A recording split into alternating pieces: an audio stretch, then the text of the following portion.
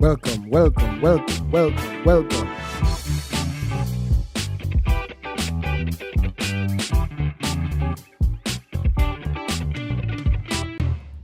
Yeah, welcome back to another stream. I'm Shango, and this is I'm Shango Tech, and we are here to talk tech. Let's talk tech. So, as you saw on the screen, we're gonna be kicking it off with TikTok.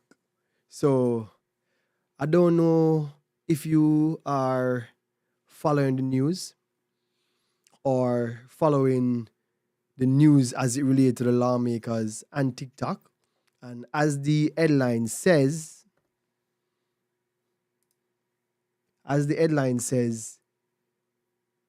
TikTok CEO to testify before US Congress.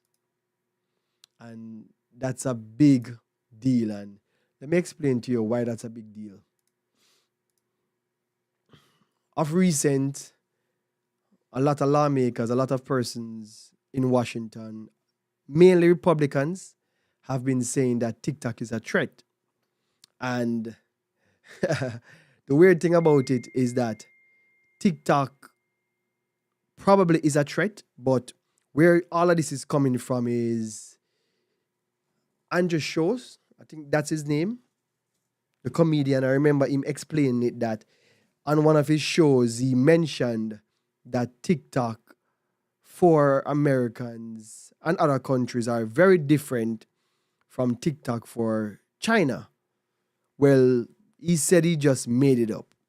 But persons are looking at TikTok.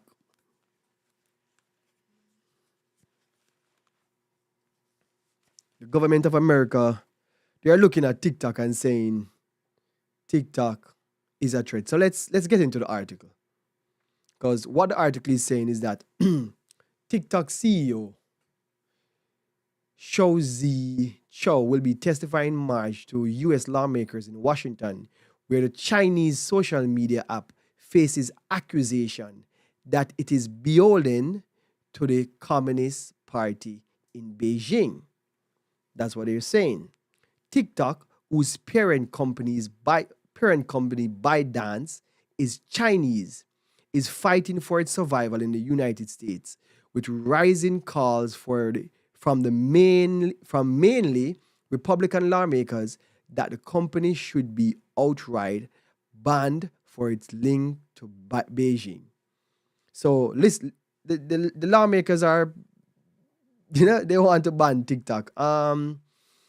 This can be a good and a bad, especially for persons who have built their TikTok to a certain and they're making money off TikTok and stuff like that. But if TikTok is being used as how they say it's being used, then I believe that it should be banned. But I don't know. We don't have the information as yet if the Communist Party in Beijing, if China is using TikTok for tap into persons' information and data. So Chow will give testimony before the House Energy and Commerce Committee on March 23rd, after Republicans recently took over as the majority in the U.S. House of Representatives. TikTok has knowingly allowed the ability for the Chinese Communist Party to access American user data. U.S. Representative Kathy McMorris Rogers, who heads the committee, said in a statement on Monday. Okay. Americans deserve to know how these actions impact their privacy and data security, as well as what actions TikTok is taking to keep our kids safe from online and offline harms, she added. So, a whole heap of, I would say speculation, because America don't necessarily have the information 100% about this. But it's a lot of back and forth, and persons have been saying this for a while. Persons have been pushing and pushing.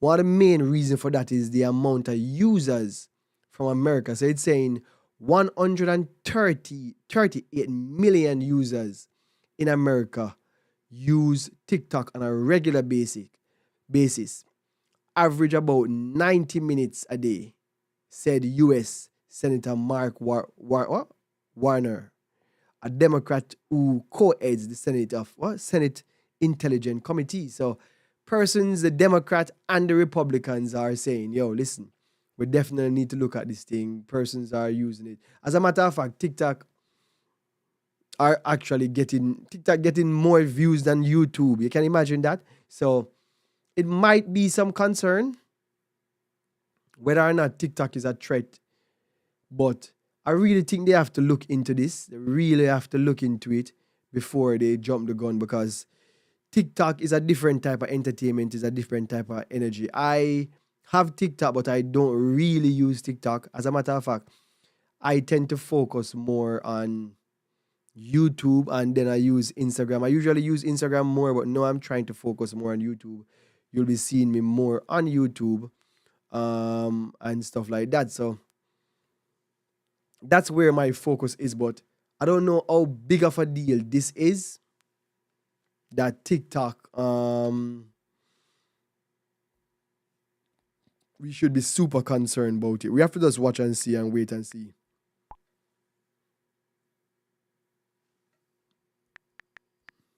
All right, so the next topic that I want to talk about is this one. So the next topic we want to talk about is BuzzFeed. So if you know anything about BuzzFeed is a website that produces a whole heap of content, newsworthy. They're kind of an energy, but they have been dropping off for a while now. One time BuzzFeed was the thing, but they have been dropping off. So this information basically has pushed their stock to 120% based on what it's saying. It says BuzzFeed's shares surge 120% on planning to embrace OpenAI. So if you don't know what OpenAI is basically not artificial intelligence. So, and the word open mean that it's available for persons to use openly. So one of the main stuff that has been giving out OpenAI a lot of buzz recently is ChatGPT. And ChatGPT has been causing a lot of stir. It has been causing good remarks and bad remarks. And I don't know if you're online and have been noticing how AI tools and AI stuff have been operating, especially about a month ago. Probably about a month ago, when everybody was doing their avatar with this AI app. I don't remember the app name in my head right now, but I know that some persons, especially artists, they were up in arms with it, because what it's doing is actually referencing other person's work, and sometimes they even see their signature in it, and there's a lot of conversation around AI. That's the reason why BuzzFeed got this surge 120% on their stuff. So let's just look into the article and see what they're saying. So it is saying BuzzFeed Inc. shares surged by a record on news that the digital media company plans to use OpenAI to bolster some of its content creation. The stock rose by 120% Thursday, bringing BuzzFeed's market value to nearly $300 million, in its biggest gain since going public via blank check merger in December 2021. The news sparked a trading frenzy, with more than 190 million shares changing hands. So that's actually a big thing. 190 million shares, whoa, that's crazy. AI-inspired content will become a part of our core business this year, including enhancing the company's famous quiz. BuzzFeed CEO Jonan Peretti, if that's how it's pronounced, said in a memo to staff seen by Bloomberg News. He added that the breakthrough in artificial intelligence will be opening up new opening up a new era of creativity. All right, so OpenAI, what it is. So OpenAI was found by some very important name in technology. We're talking about Elon Musk. We're talking about Peter Thiel and a couple other persons who are well known in the technology space. But once you hear Elon Musk in it, that's a next level. And the next thing about is that OpenAI, especially ChatGTP, has received a big funding. So it started out with Peter Thiel, Elon Musk, and a couple other persons basically funding the OpenAI, allowing it to, use the information and give access to certain information to certain people. Now, OpenAI has becoming, public. Everybody can use it. Well, as long as you get on to especially ChatGTP, I went on, I can't access it. I think them got like 1 million users within a day or something like that. So Microsoft has pledged $10 billion to invest in ChatGTP or OpenAI generally.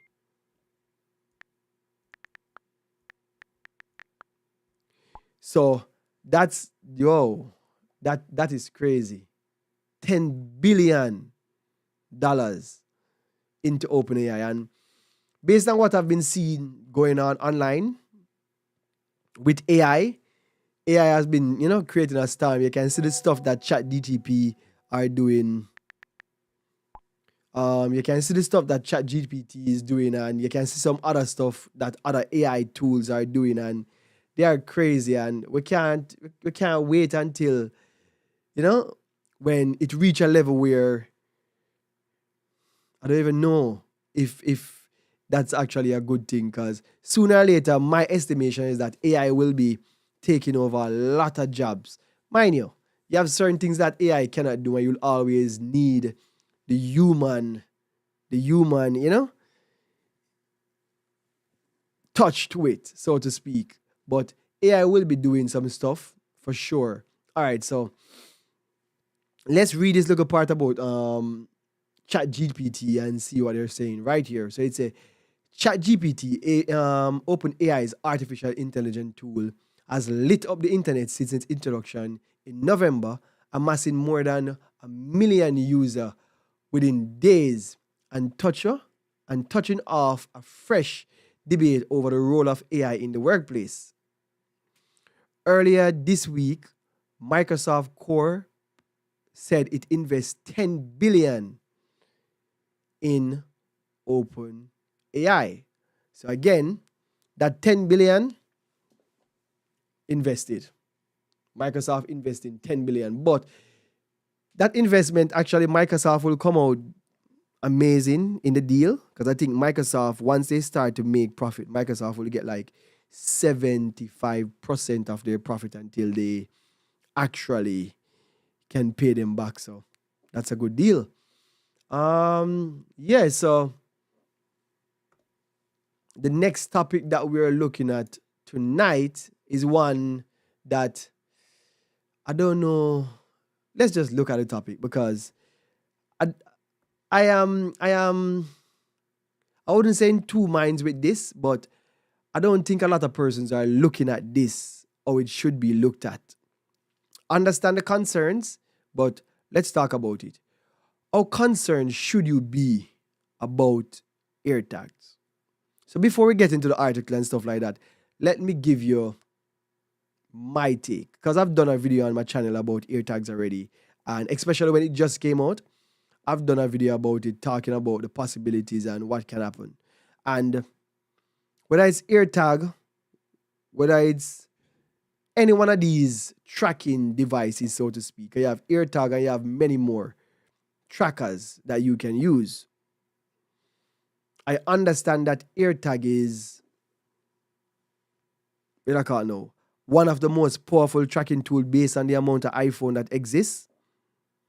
But I think people are misunderstanding, or, they don't understand how the AirPods work and why the AirPods work well, so to speak. So let's walk you through it. The AirPod works the way it works because of the amount of iPhones that exist.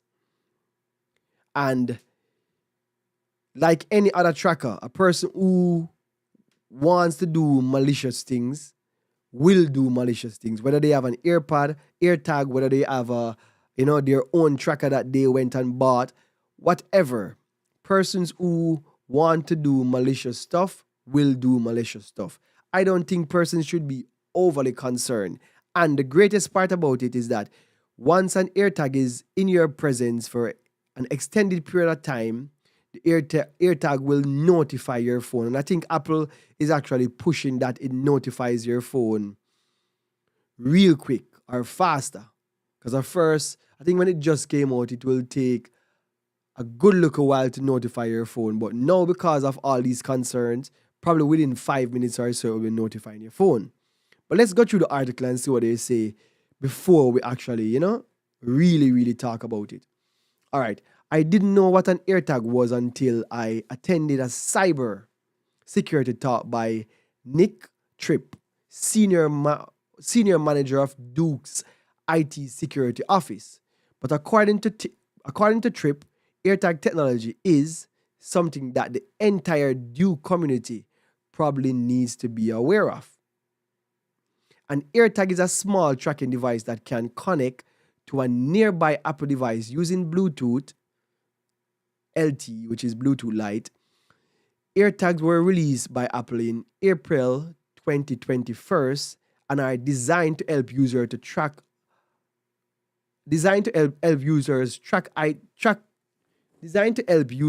keep track of their items like keys and luggage.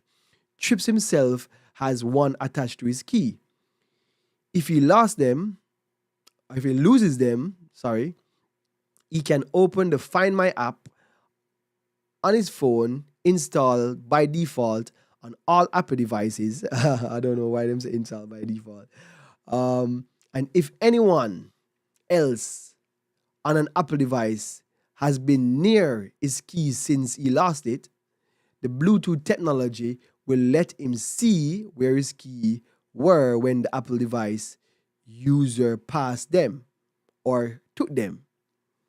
Yeah, that is essentially what an AirTag is. A tracking device that it uses Bluetooth LTE to send signal back and forth and allow you to pinpoint where the location of the device is. According to Tripp, AirTags have a two distinct advantage over earlier tracking device. First, they use technology that lets the Find My app provide precise location tracking within an inch of the AirTag's location. Second, because AirTags use the existing Apple network, every iPhone and iPad in the world become a listening device. Well, that's not a bad thing. All right, so you probably guess where I'm going. Unfortunately, the very feature that makes AirTags so useful for finding lost and stolen items also made them susceptible to abuse. There are numerous reports of AirTag being used to stalk persons. Tripp has seen the problem on Duke's campus too. He gives the example of someone going to the bar and later find an AirTag in their bag or jacket without knowing who put it there. And as I said, malicious persons will do malicious things. The AirTag wasn't meant for that, but persons will do that. And I don't think I need to read any more of this because it's the same thing. What he's saying is that people should be concerned because AirTag can track you. Again, I think Apple has worked on it and is working on making the notification more, what I call now, quicker, so to speak. So, one, when Apple just came out with AirTag, there were no Android. There were no way for Android persons to know if somebody put an AirTag on them and track them. Apple has created an app in the Apple's Android store, the App Store. What's the Android store called? Sorry, Android people. I'm an iPhone user. Apple has created a app in their store, Google Play Store. Yeah.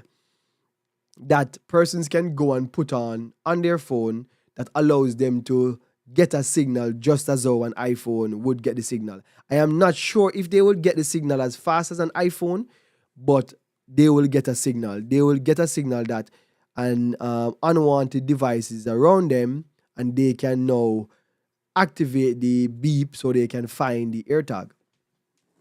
And Apple has been working on it, trying to make this, you know, faster and easier way to get them to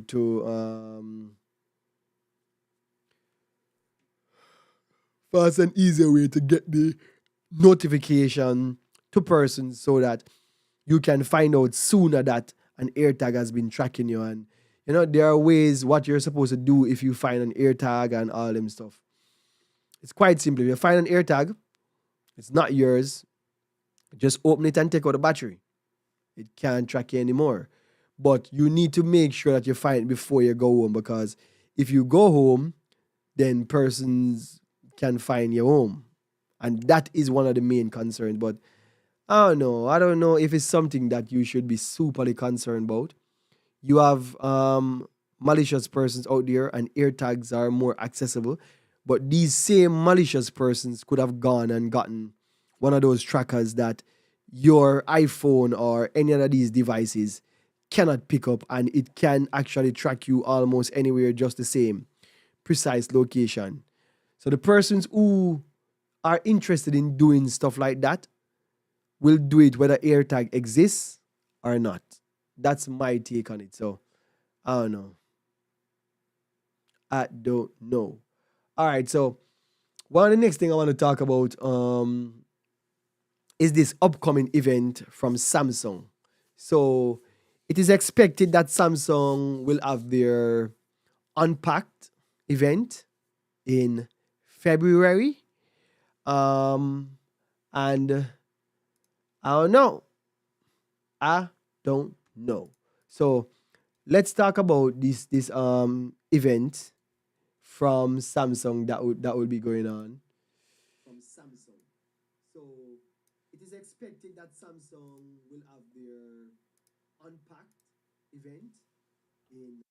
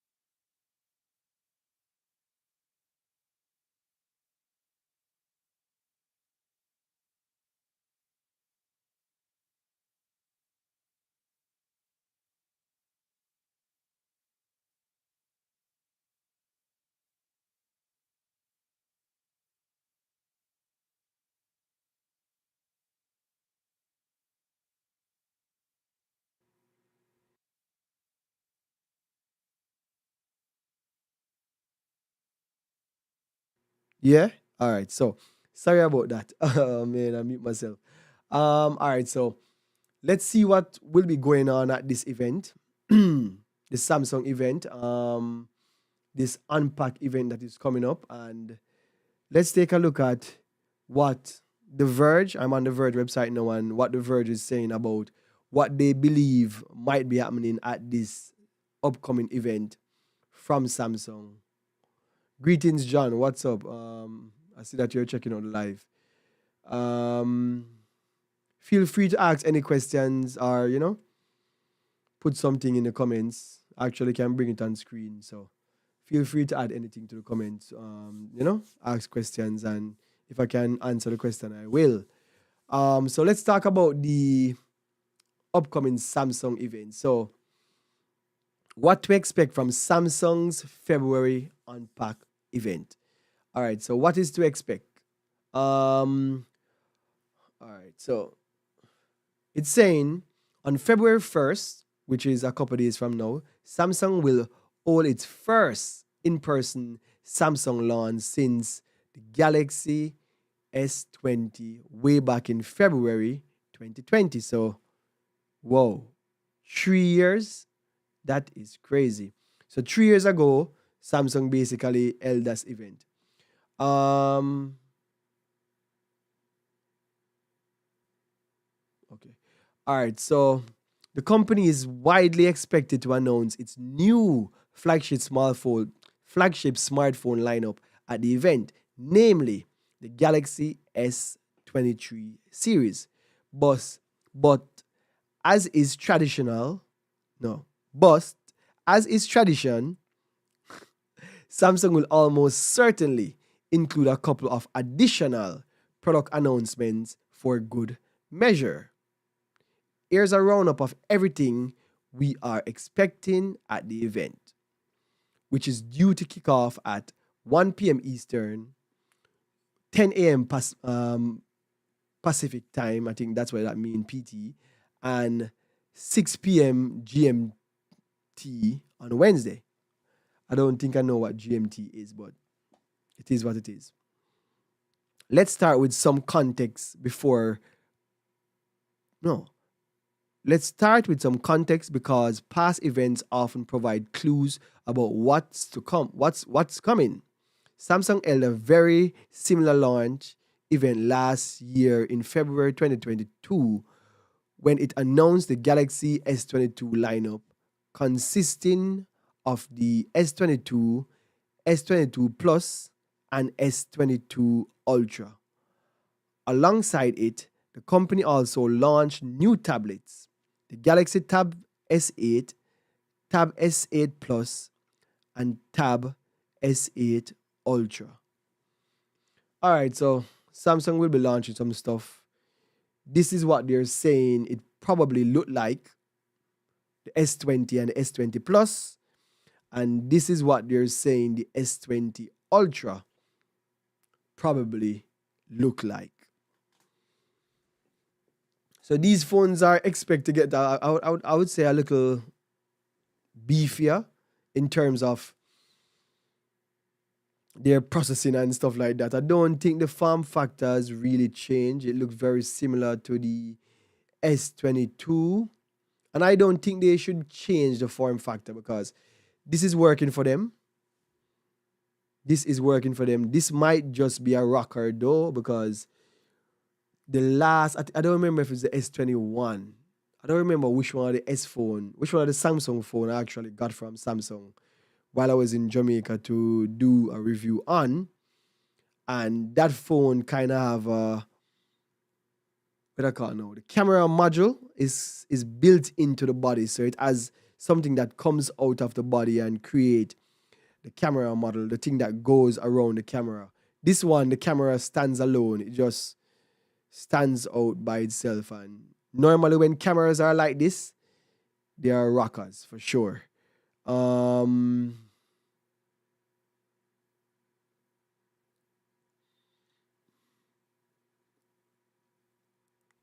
Sorry about that. I am a little bit tired.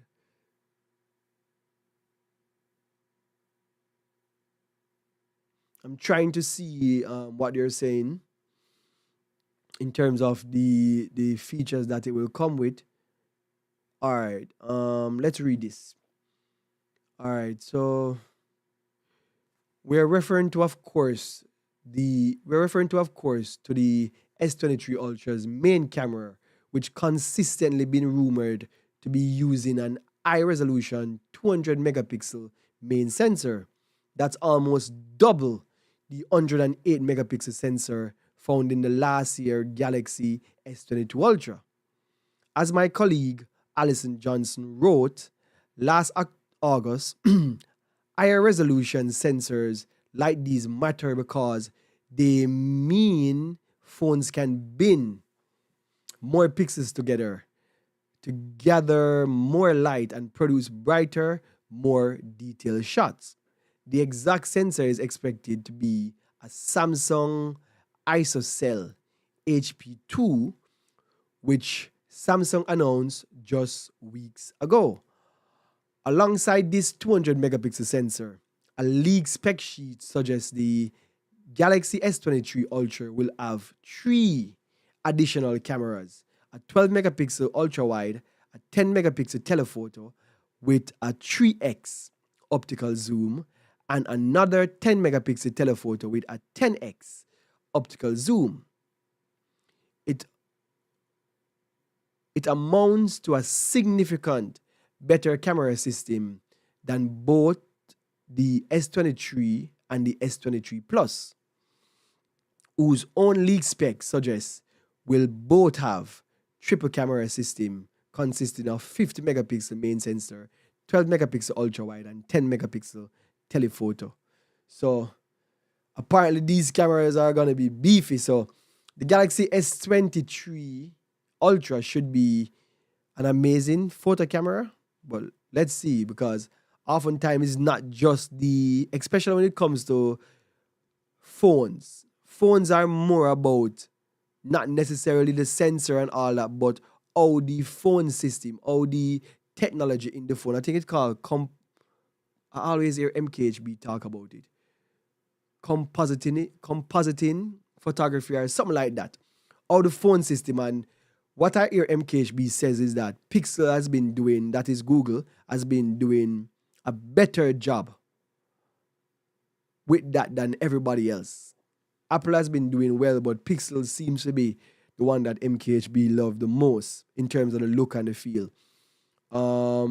It's saying leak images suggest it won't be a camera system that it won't be the camera system that distinguish the S23 and S23 Plus from the S23 Ultra, but their design as well. Okay. The S23 Ultra will seemingly have square corners and an accompanying S Pen stylus, reiterating its status as the spiritual superior. I will read that again. Reiterating its status as the spiritual successor of Samsung discontinued Galaxy Note phones. Meanwhile, the Galaxy S23 and S23 Plus, I don't know if you're seeing this, have much softer round edges, even if they ditch the camera bump that distinguish S22 and S22.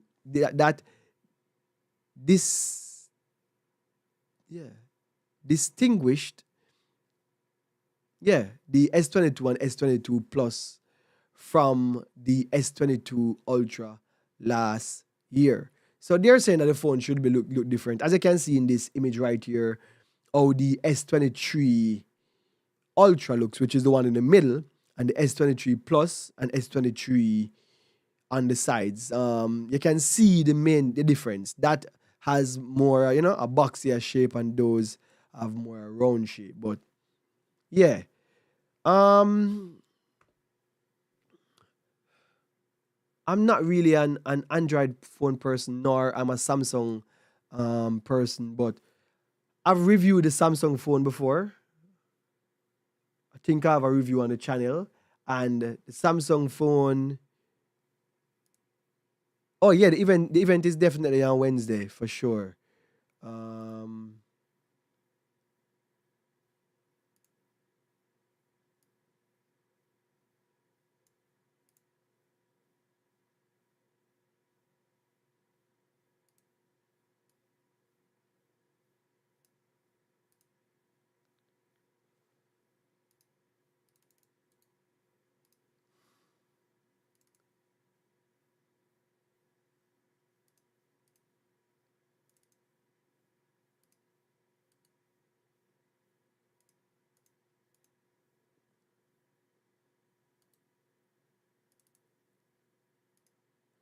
Yeah, so the event is definitely gonna be held on Wednesday, which is February 4th. So I am definitely gonna be watching the event for sure. Probably not live, but I'll definitely be tuning in to the event to see how it pan out in terms of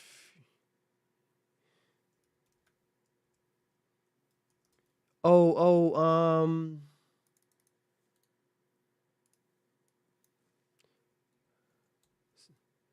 it's not great trying to add something to this while the live is going on.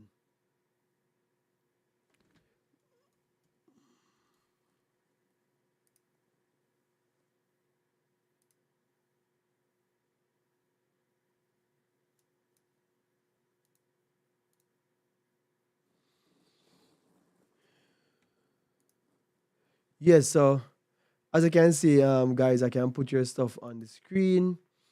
Like if you make a comment, I can actually put it on my screen, um, and showcase a comment or a question or anything of the sort. So if you have any question for me, even though I've been streaming now for over 37 minutes, so and I am kind of more or less finished with the topics. I think I might just find one more topic and talk about it before I go and get some rest. But if you guys have any question or anything of the sort, um, and we can actually chat about it a little bit, then just let me know.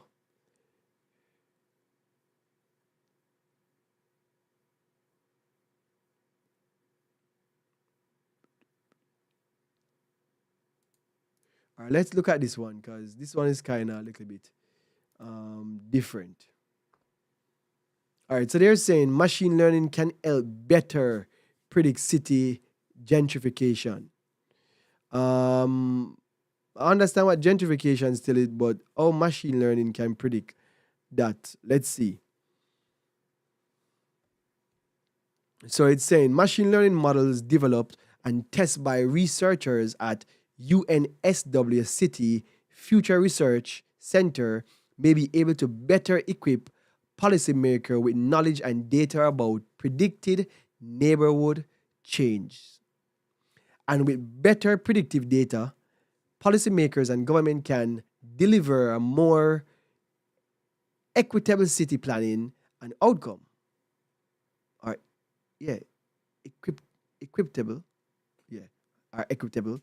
The researchers recently published their initial findings about the model in journals Cities. Gentrification is an urban phenomenon affecting many cities around the world. It's a type of neighborhood change that sees poor and historically working class neighborhoods experience experience drastic changes of demographics, land use, and housing affordability. Gentrification can displace and negatively impact residents such as low-skilled workers and vulnerable people. And government and policymakers often struggle to address the associated harms.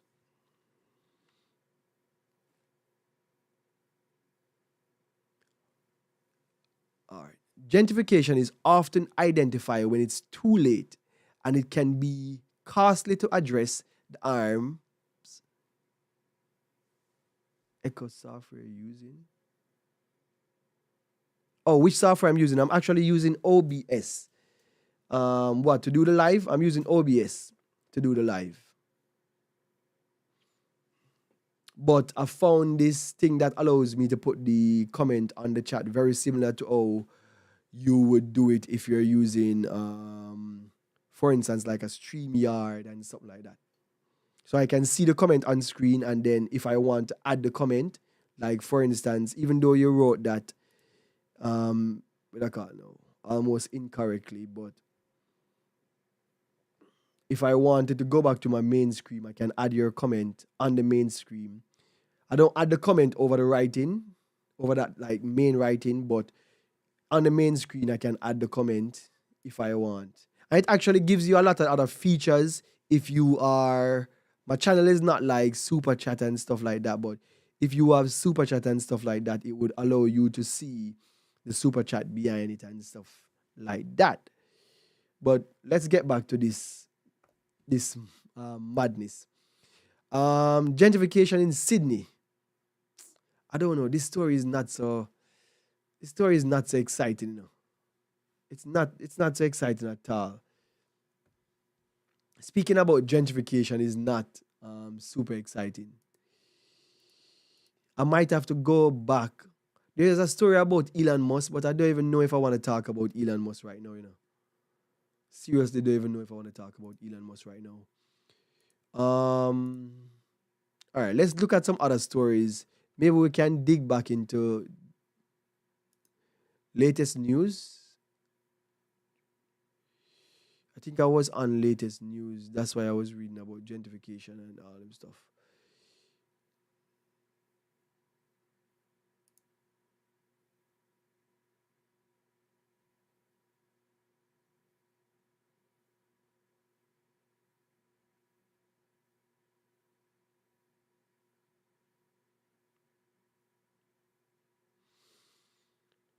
There's so many stuff going on in the tech world. So many stuff going on in the tech world.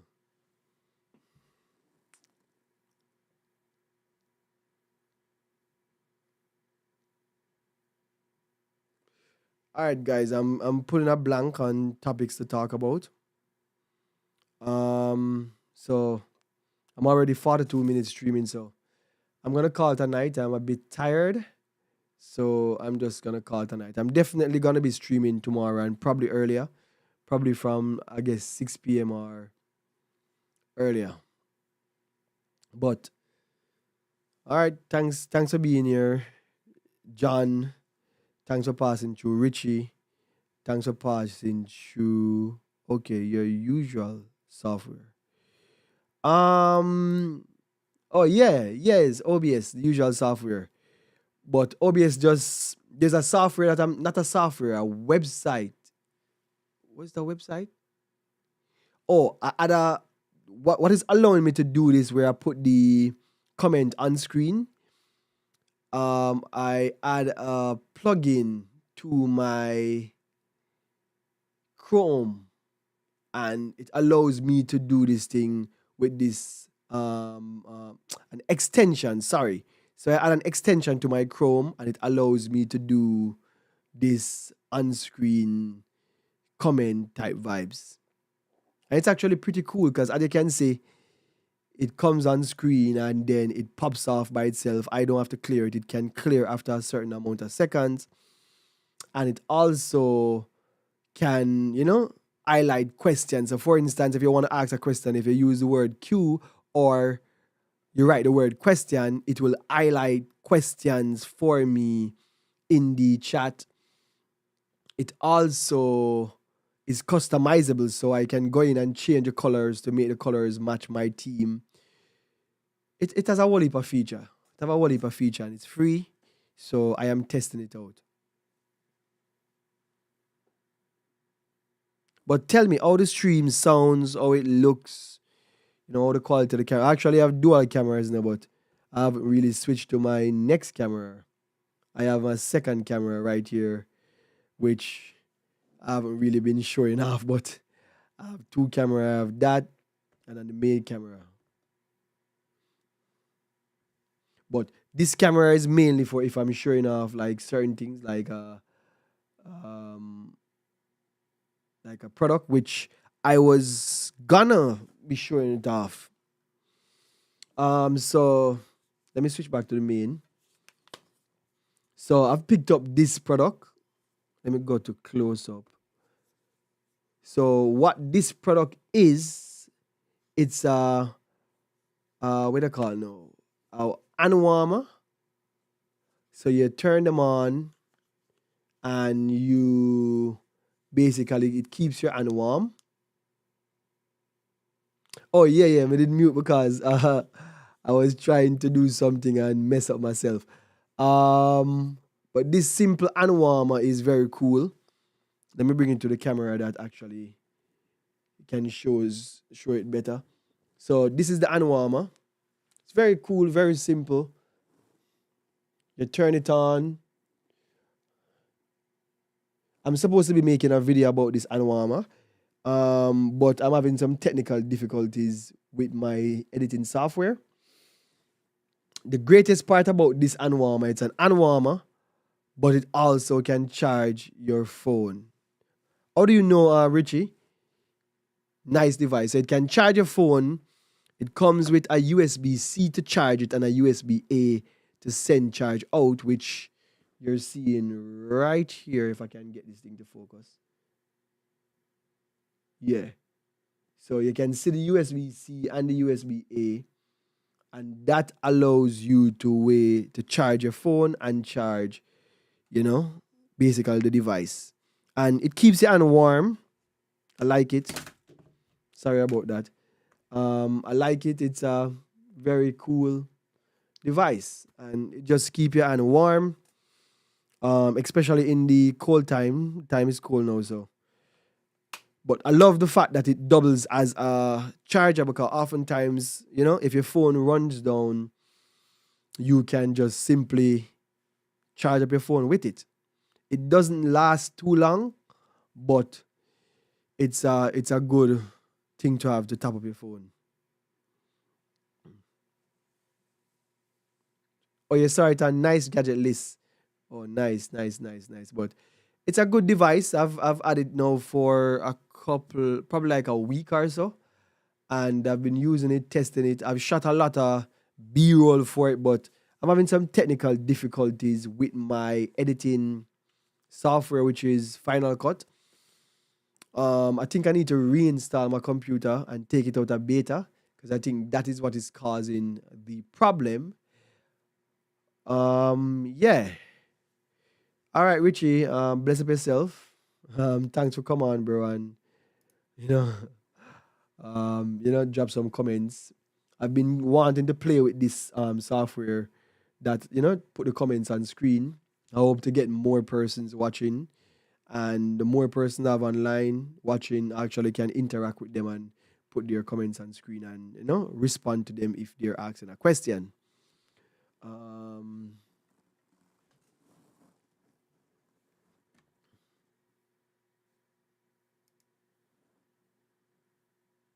Yeah, so bless up yourself, bro. I am gonna jump out now. What time is it? It's 9:30, so I'll definitely be jumping off right now. I've been on here for a little bit, so I'll talk to you guys another time. Bless up yourself.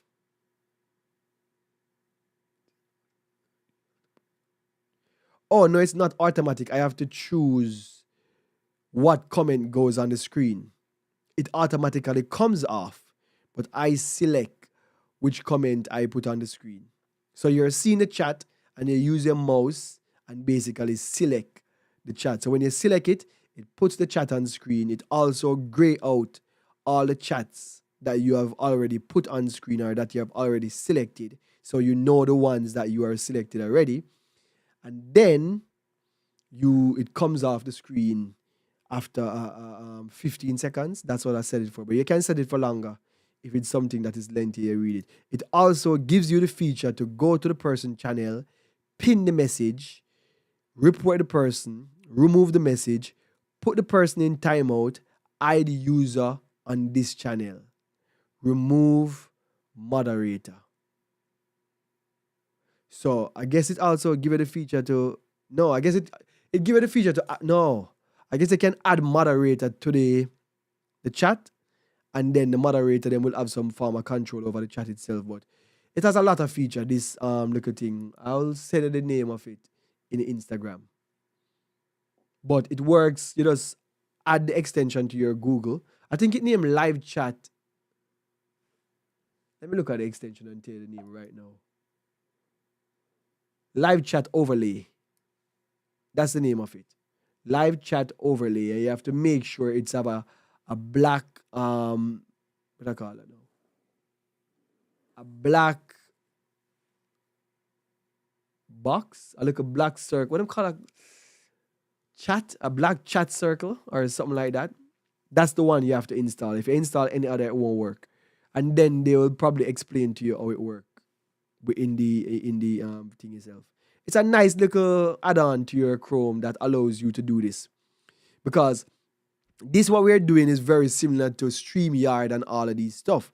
But it was a lot of person had to do a lot of work around, and this guy created this extension that allows you to do that. So all right, Richie. We'll definitely talk next time. Next time I'm going live, I'll probably like try and announce it on my Instagram so I can get more persons to come on. I've been going live now for a couple of days and I haven't really been announcing it. I just go live and talk about what I want to talk about and then come off. So until the next time, bro. Jumping off, all right? So bless up on yourself, everybody. I'm Shango. See you in the next one. Bless up yourself.